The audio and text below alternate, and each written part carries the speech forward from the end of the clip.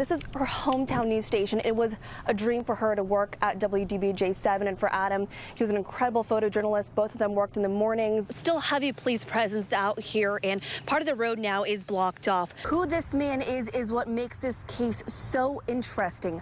A few years ago, we interviewed Jonathan Kraft after his daughter was severely beaten and shaken to death. But crime tape is still up. Now, what we do know is that a person shot himself outside of the Waffle House at about 3:45. The chief said he can't release too much information, but that they're so close in finding out what happened. They tell me they have new investigators and more resources by working with different agencies. For majority of the hearing, Jill Harrington was sitting in the front looking directly at Jesse Matthews. She said she wanted her presence to be like a white-hot flame in that courtroom. A former Floyd County bailiff said he lost his job last week after a letter to the editor in support of candidate Doug Weddle. There were about 100 rail cars involved in the derailment, and as you can see, the NTSB is still pulling some of the tanks out of the James River. The fire has now spread quickly across the mountain behind me.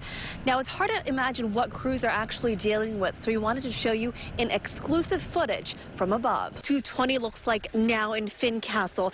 You could see actually down to pavement. Good evening and thanks for joining us for WSLS 10 at 6. I'm Ananda Rochita. Roanoke City Police are using a new software called TipSoft that will send text messages anonymously to investigators. Detectives in Portsmouth are looking for the suspect who shot and killed a man early Saturday morning. Thousands of runners laced up their shoes to tackle the Blue Ridge Marathon. It's a marathon some put on their bucket list. Yeah, they wouldn't say if he was in a gang or how he's connected to some of these incidents. Police say they're focused on finding out whoever is responsible. I mean, those many shots at a time, you don't know where they're going to go. Margaret Miller was at home when she heard shots fired in front of her house Monday morning. It really scared us. We didn't know what was going on, and we jumped up and everything, but we stayed back in the back because it's safer in the back when shots and stuff are going on. Police say 8 shots were fired into this home on the 1100 block of Y Street. No one was injured, but police say this shooting is connected to 5 others, including the fatal shooting of 16-year-old Jesse Page over the weekend on 13th Street. His brother says Page was at the wrong place at the wrong time. That's my mom's son. That's my brother. Like, anybody would feel the same way we feel. However, police say the shootings are all drug or gang related. A few blocks away from where Page and 2 other people were shot, a home on the 1000 block of Floyd Street was also another target. Clyde Hubbard, who lives a few houses down, says he's scared for his grandchildren who visit him. Well, I think all this needs to be stopped. Some more innocent people going to get killed. I don't know what all this is about, but it needs to be stopped. Police say they want to find all those connected to the shootings and find justice for Page's family, but are having a hard time. They say the public isn't cooperating, but are hoping people would come forward before someone else falls victim. Now, police say that they've increased some of their patrols up where some of the incidents have happened, like here on 13th Street, but they say the public isn't in great danger. However, they do want people to come forward if they have any tips. So far, police have 70 leads on this case. In Lynchburg, Ananda Rochita, WSLS 10. People come to River Edge Park for views of the James River. But now cameras are pointed beyond the water, capturing shots of this rare scene. That's not a normal sound we normally hear. Amanda Fortner was one of the people who witnessed the aftermath of the derailment. It's not something you're expecting, and it was a lot of smoke and something you hope to be prepared for, and we were. She's used to hearing trains go by, working just a few yards away from the tracks at Amazement Square. Whenever the sounds of trains are nearby, children watch them from this 4th floor window. The center is usually packed with several hundred children, but now is closed, just like other businesses by where the derailment happened. Depot Grill is a restaurant in an area blocked off for only crews to come in.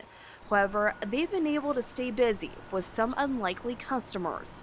We've been in operation 24/7 since. The NTSB and CSX have made the Depot Grill their headquarters, and we're feeding them. Some of the people from the NTSB will stay here for several more days to investigate.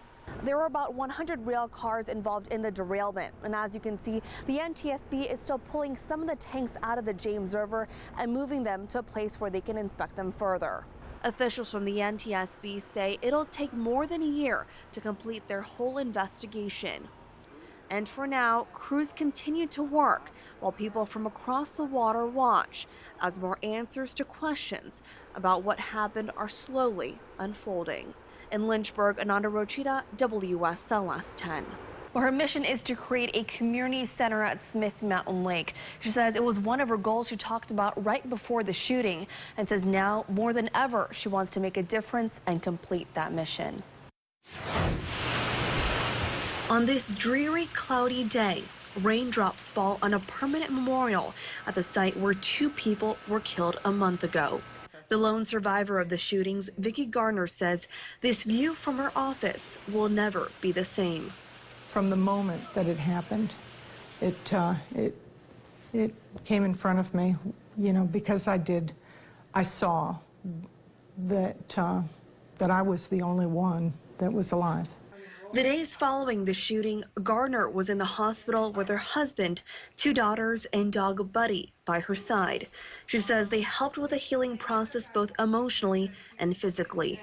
When I woke up, I had 2 towers of tubes all over, and each day, you know, we would get through something and slowly but surely removing those. So every day was just a physical challenge. In addition to healing, she believes part of the reason she's alive today is to make this lake an even better place and wants to build a community center. This has really put a fire in under me to make a big difference, to complete that mission.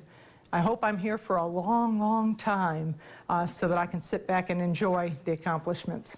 However, through it all, you'll most likely see Gardner in good spirits. She says she's able to smile because of all the support and says she'll do all she can to give back in memory of 2 people lost too soon.